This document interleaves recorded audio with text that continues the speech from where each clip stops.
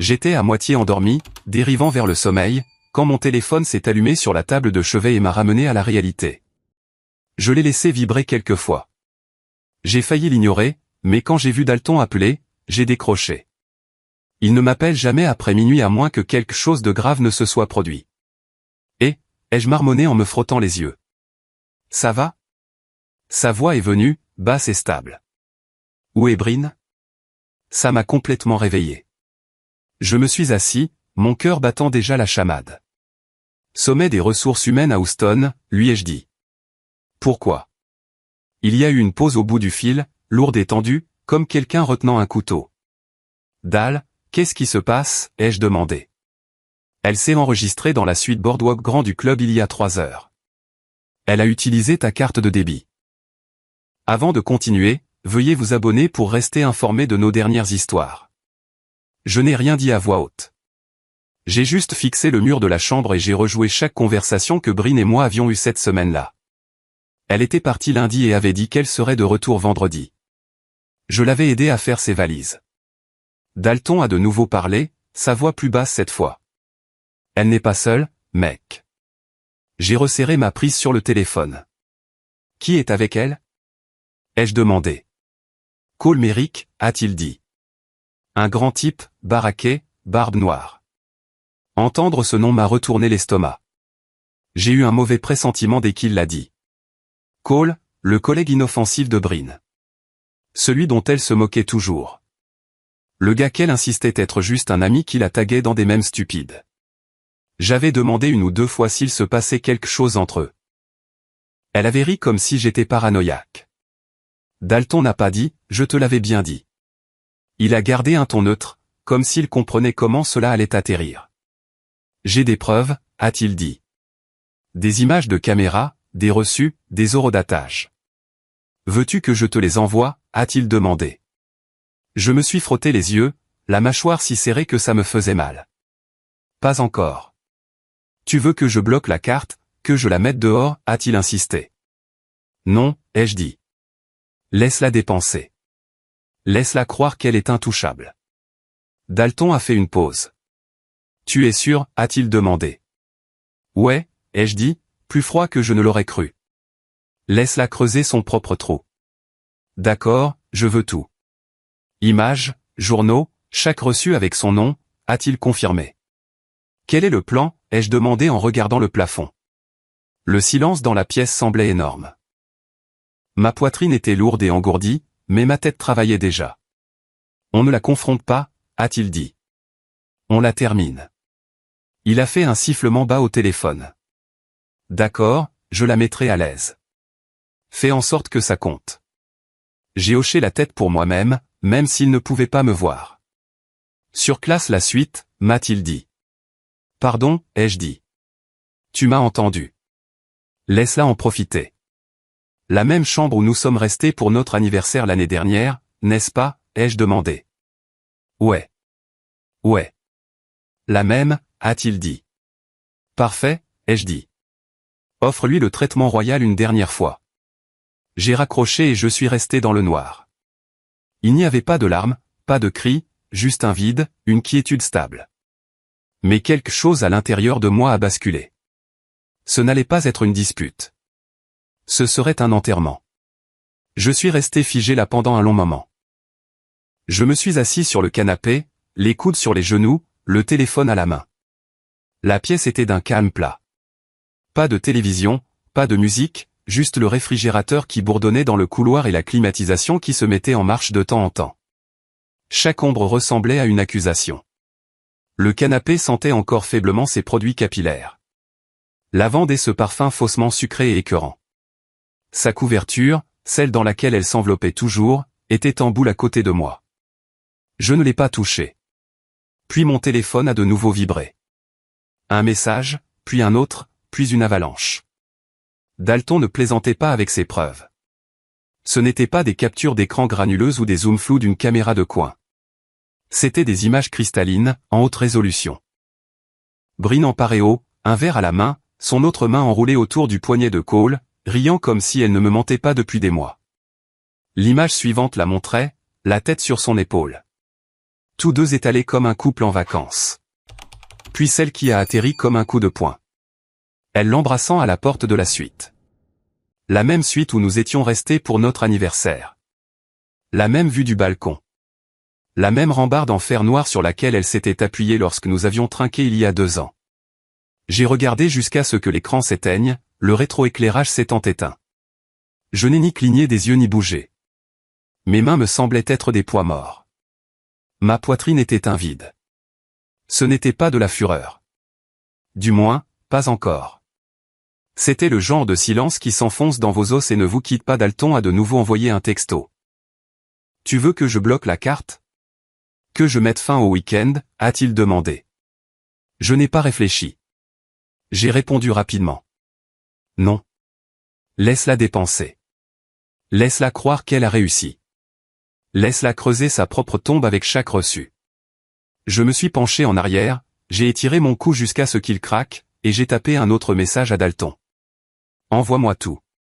Je veux les reçus, les notes de service en chambre, les horodatage, les images de sécurité, tout ce que tu peux trouver. Je voulais une pile si épaisse qu'elle ne pourrait pas s'en sortir en parlant. Dalton n'a pas pris la peine de demander pourquoi. Sa réponse est venue rapidement.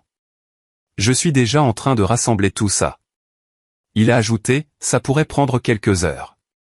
J'ai envoyé une dernière ligne. Surclasse leur suite. Mais le paquet. Sa réponse est venue après une pause. Tu es sérieux ? Je pensais que tu voudrais qu'elle rampe.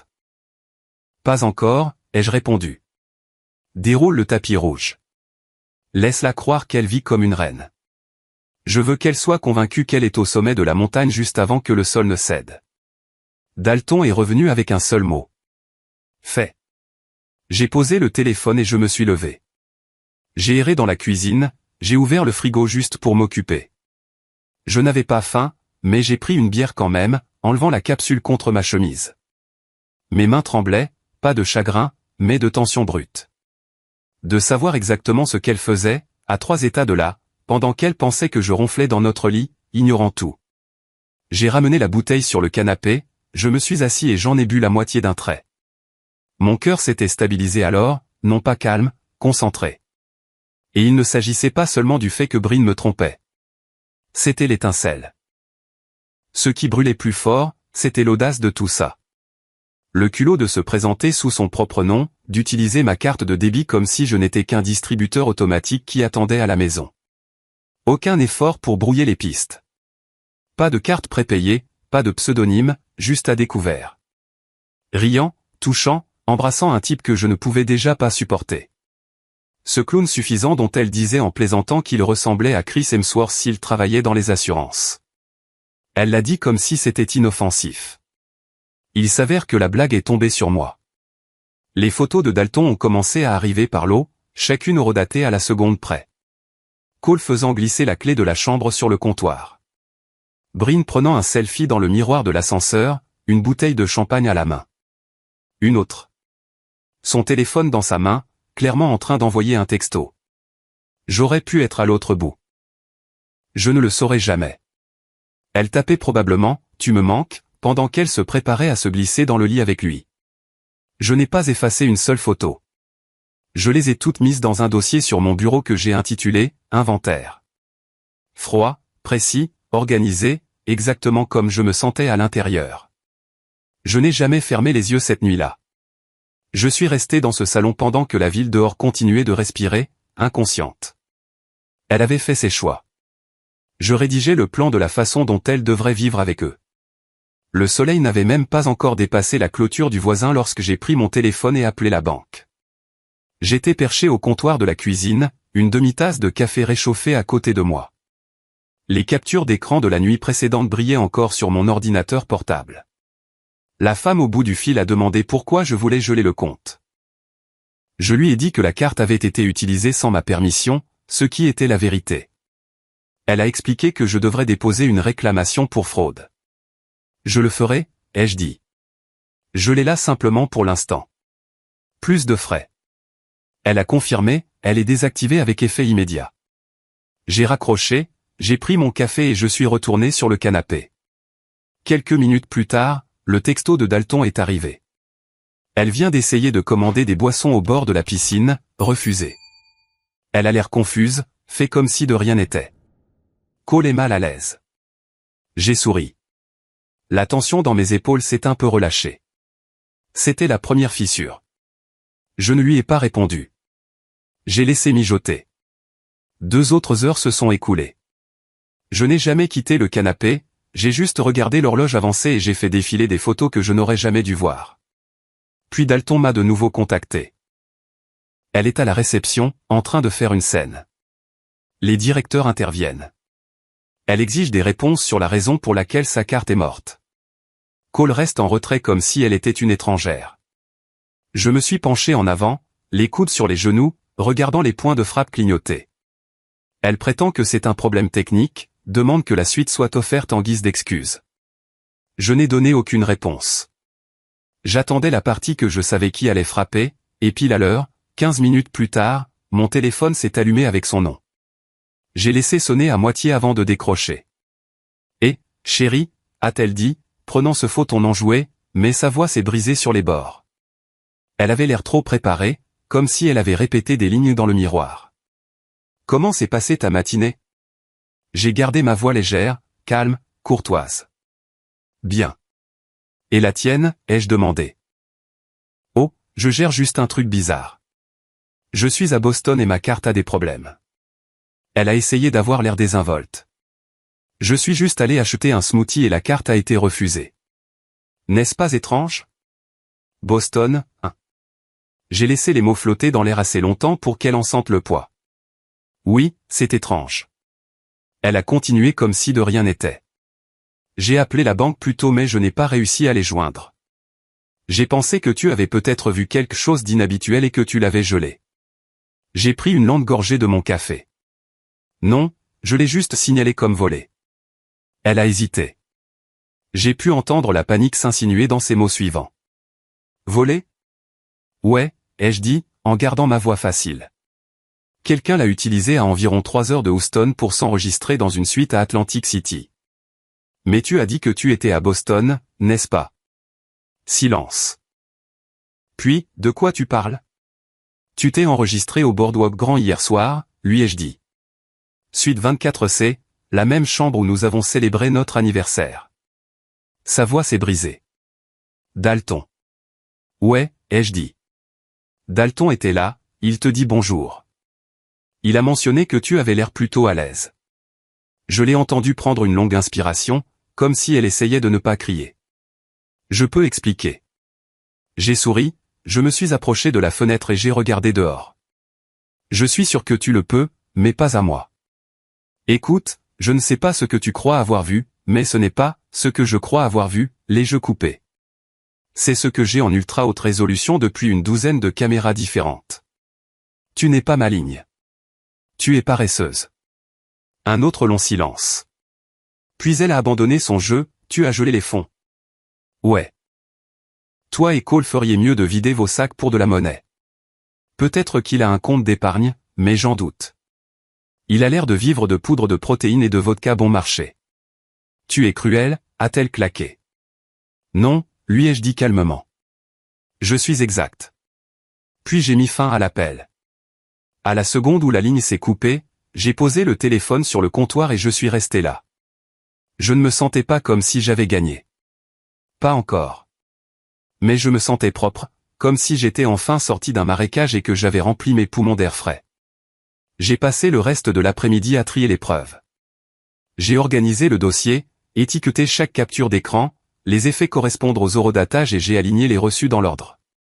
Dalton a continué à me donner des mises à jour comme sur des roulettes. Vers 19h30 ce soir-là, il a envoyé son dernier message. Elle est assise dehors près du voiturier. Puis est venue une photo. Brine sur un banc, les bras croisés sur sa poitrine. Pas de maquillage, pas de sourire. Les cheveux tirés en arrière dans un chignon désordonné. Les lumières de l'hôtel rendaient sa peau blafarde. Ses yeux étaient vides. Valise à ses pieds, à moitié zippée. Cole n'était nulle part. J'ai regardé cette photo pendant un long moment.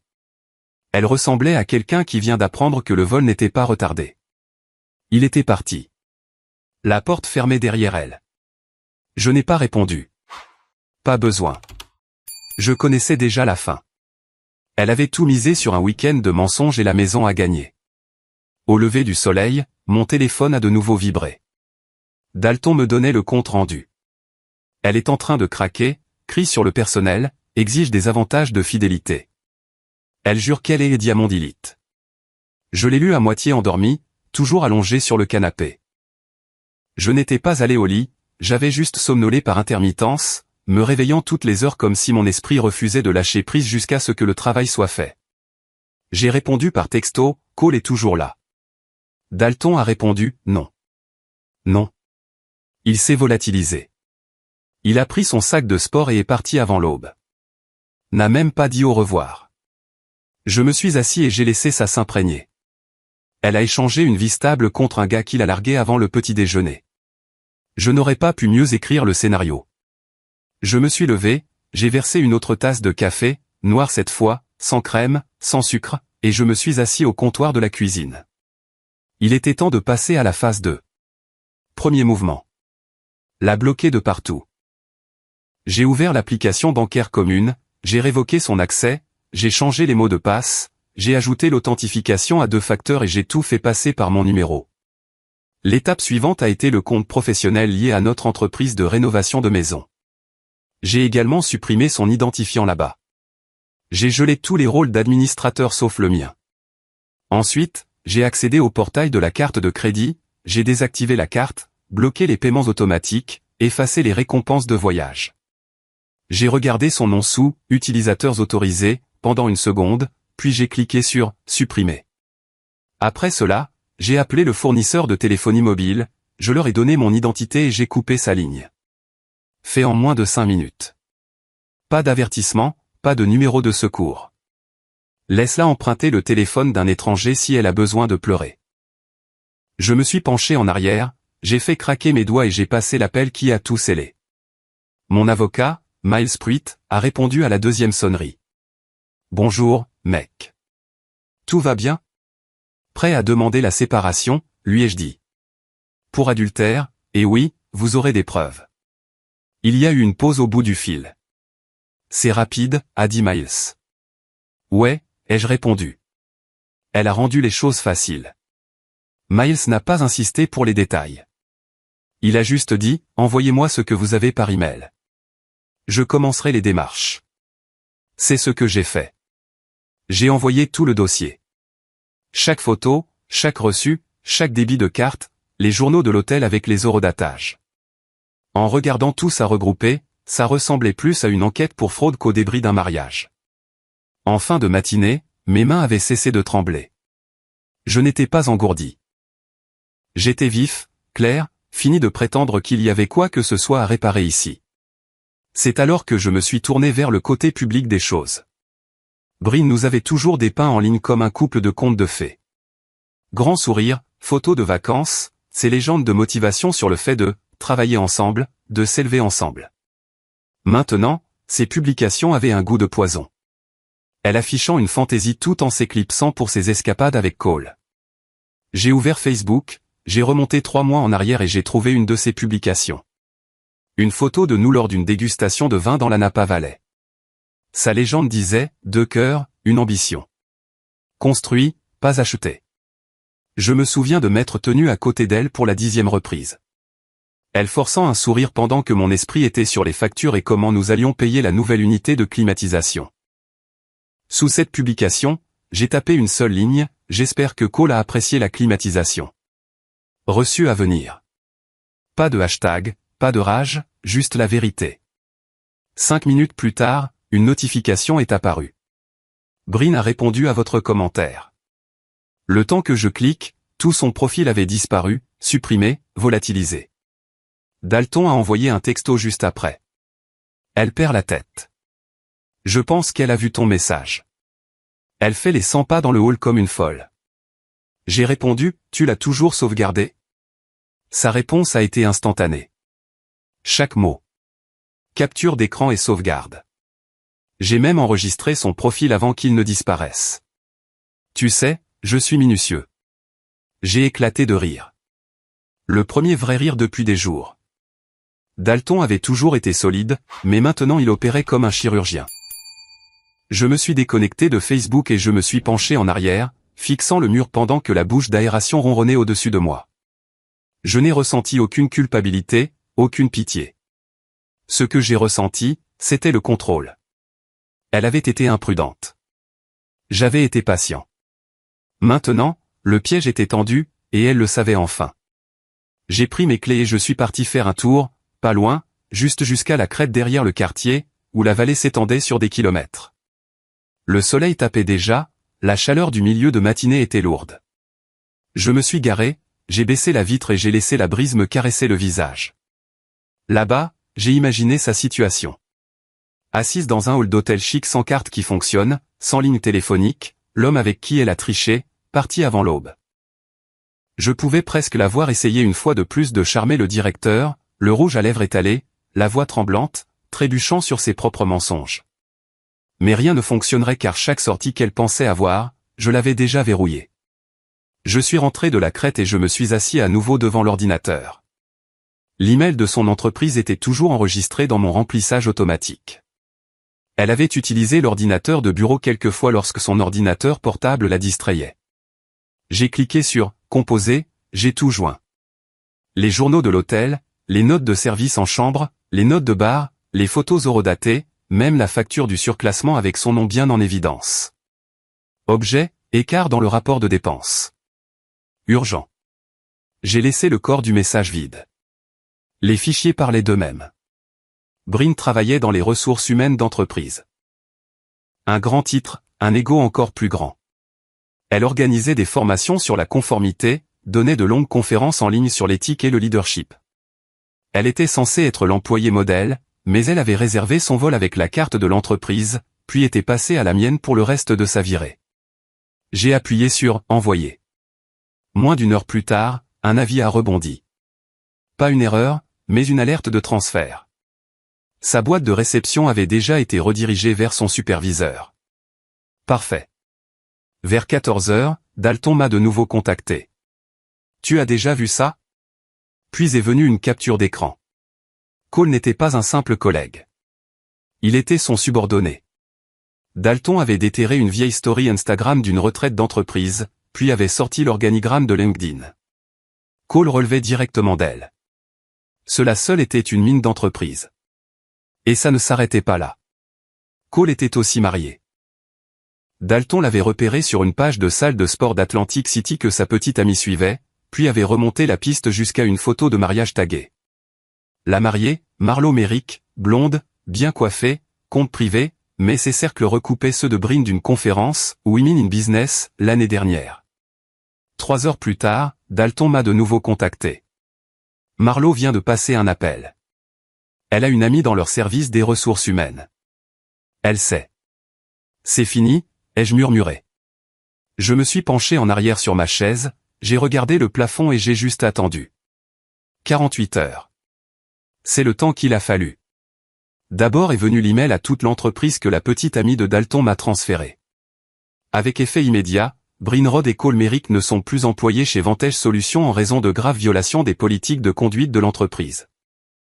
Nous ne tolérons pas l'abus des ressources de l'entreprise ou des dynamiques de pouvoir sur le lieu de travail. Deuxièmement, Dalton m'a envoyé une capture d'écran de la story de Marlo, juste un fond noir avec 3 mots écrits dessus. J'ai découvert. Fini. Le lendemain matin, Brin m'appelait. Numéro inconnu. J'ai d'abord ignoré, mais quand il est revenu une 3e fois, puis une 4e, j'ai répondu, curieux de voir jusqu'où elle était tombée. S'il te plaît, a-t-elle rappé, la voix rauque. J'ai juste besoin d'un vol pour rentrer. Pas de travail, hein, ai-je demandé. Silence pendant un instant. Tu as tout envoyé à mon email professionnel, a-t-elle finalement dit. Tout ce que j'ai fait, lui ai-je dit. Je n'ai même pas pris la peine de mettre un filigrane.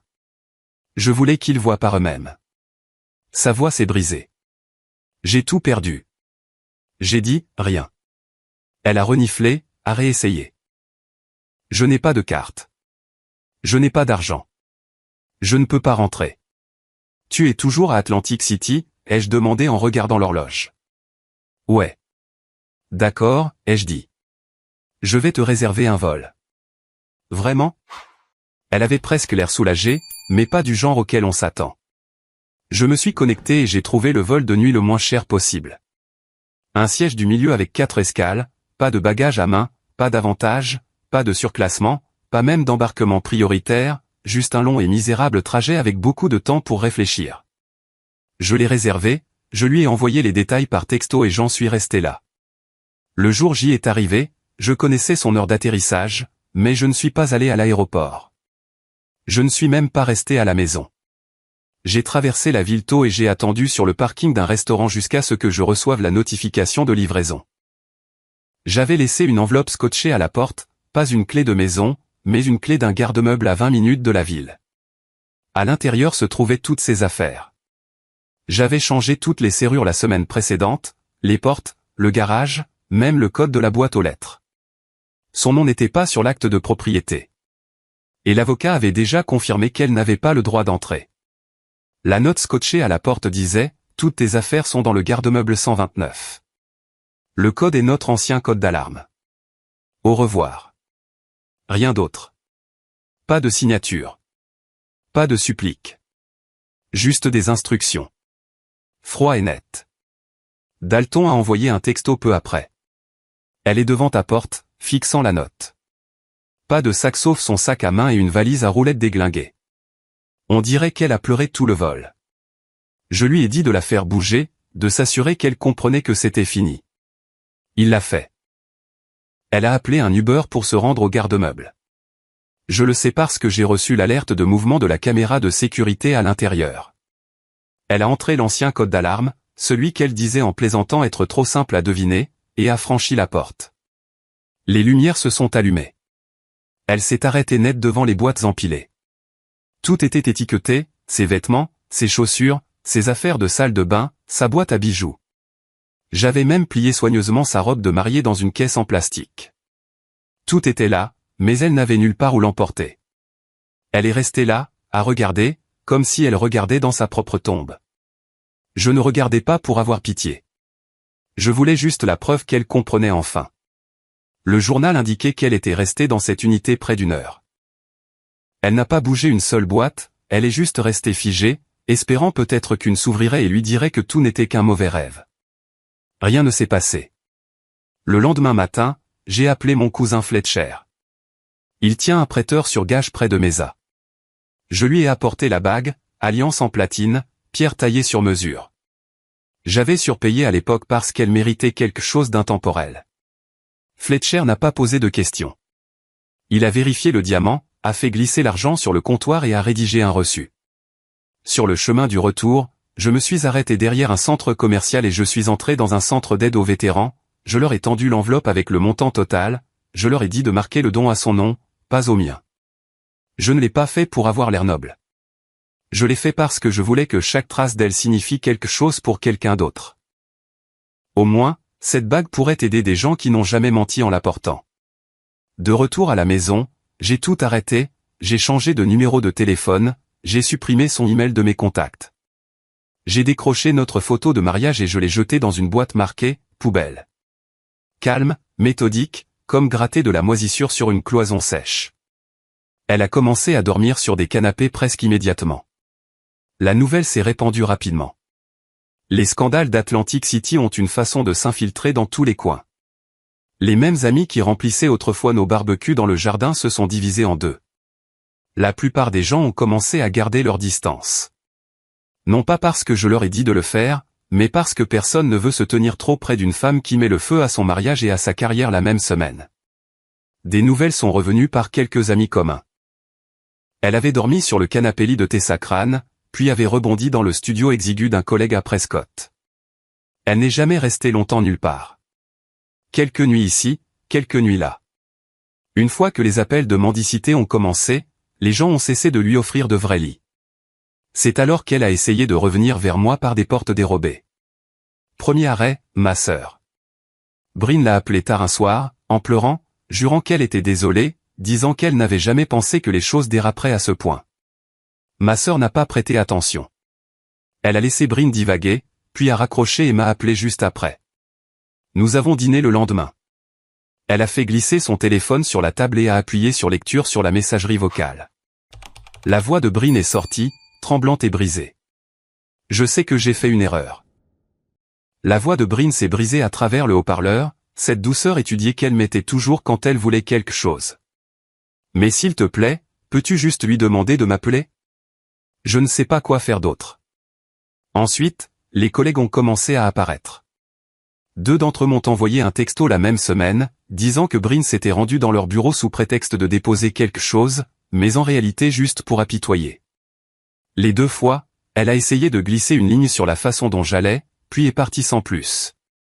Un gars lui a dit sans détour, « Tu as fait ton lit ».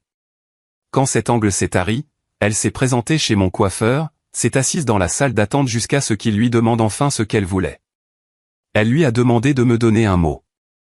Il l'a jeté à la poubelle dès qu'elle est sortie. Après cela, les messages vocaux ont commencé à inonder ma ligne professionnelle. Des numéros différents à chaque fois. Des téléphones prépayés, des identifiants d'appelants bloqués, même une ligne fixe d'un hall d'église, à en juger par l'écho et les enfants en arrière-plan. Chaque message avait le même scénario. Je suis désolé. Tu me manques. J'ai juste besoin de 5 minutes. Je ne sais pas qui je suis sans toi. Je les ai tous sauvegardés. Étiquetés par date. Je ne les ai jamais écoutés 2 fois. Ce n'était pas par nostalgie. C'était pour garder des preuves. La preuve que même après tout, elle n'arrêtait jamais de jouer la comédie. Même quand le public était déjà parti. Je n'ai jamais répondu. Pas une seule fois. Je n'entrais pas dans sa pièce. Puis est venue la note. C'était un jeudi. Je venais de terminer l'installation d'une armoire de l'autre côté de la ville et je me suis garé dans mon allée alors que le soleil se couchait. Je l'ai repéré immédiatement. Une enveloppe blanche unie glissée sous l'essuie-glace de mon camion. Pas de timbre, pas d'adresse, juste mon prénom et une écriture que je n'avais pas vue depuis des semaines. Je suis resté là une seconde, hésitant entre l'ouvrir ou la brûler. Finalement, je l'ai ouverte. Pas par curiosité, par obligation, comme tourner la dernière page d'un livre que vous détestez déjà. À l'intérieur se trouvait une seule feuille, recto seulement, manuscrite, sans salutation. Je sais que je ne peux pas réparer ce que j'ai fait. Je sais que je ne mérite pas de seconde chance. Mais je ne peux pas respirer sans essayer de te joindre. Je ne demande pas que nous revenions en arrière.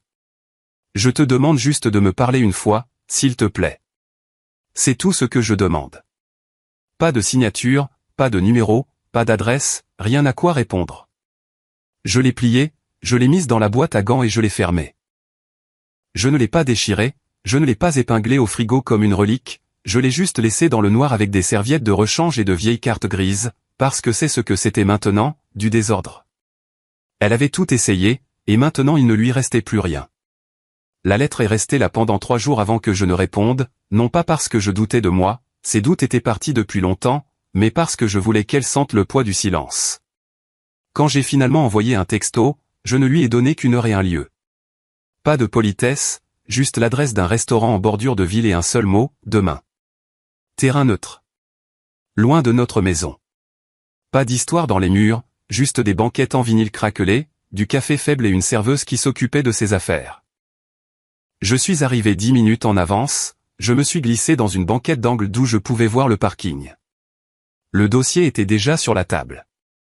À l'intérieur, les derniers papiers du divorce, pas de pension alimentaire, pas d'actifs partagés, pas de seconde chance. Elle est arrivée pile à l'heure, les cheveux attachés en arrière, pas de maquillage, pas de talons, juste un jean, un sweat à capuche délavé et des baskets qui semblaient avoir traversé plus que quelques regrets. Elle avait l'air plus mince, creusée, comme si l'énergie de maintenir les apparences s'était tarie. Elle s'est glissée dans la banquette en face de moi et est restée silencieuse au début, les yeux baissés sur la table, puis regardant autour de la pièce comme si elle ne pouvait pas décider où regarder. Finalement, elle a dit « Merci de me rencontrer ». J'ai hoché la tête une fois, sans rien dire. Elle a pris une grande inspiration. Je ne suis pas là pour trouver des excuses. Je suis resté silencieux. Elle a dégluti difficilement, sa voix se brisant déjà. J'ai essayé de comprendre comment j'en suis arrivé là, comment nous en sommes arrivés là, et je sais que tu ne me dois rien. Je le sais, mais je dois dire ça. Je me suis penché en arrière, les bras croisés, toujours sans parler. Ça a commencé bien avant ce week-end, a-t-elle dit, ses yeux croisant enfin les miens. J'avais l'impression de disparaître. Chaque jour était le même. Tu travaillais toujours. J'étais toujours fatigué. Et j'avais juste l'impression que personne ne me voyait. Je l'ai laissé continuer à parler. Je voulais que toutes les excuses qu'elle avait se déversent là, sur cette table. Cole n'était rien qu'une bêtise. Elle a dit que ce n'était pas de l'amour. Il ne s'agissait même pas de lui. Il s'agissait de quelqu'un qui me remarquait. Quelqu'un qui me trouvait amusante, attirante, comme si j'avais de l'importance. Je suis resté silencieux. Je l'ai laissé continuer à se défaire. Il ne signifiait rien, a-t-elle poursuivi. Je ne l'ai pas planifié. Je ne l'aimais même pas de cette façon. Mais une fois que ça a commencé, je ne savais pas comment arrêter. Et le temps que je veuille annuler, il était déjà trop tard. Je lui ai accordé 5 secondes de silence de plus, juste assez longtemps pour qu'elle s'imprègne du poids de ce qu'elle venait de dire. Puis j'ai enfin parlé. Tu ne te sentais pas vu, alors tu as réservé une suite de luxe avec un autre homme et tu as utilisé ma carte pour la payer.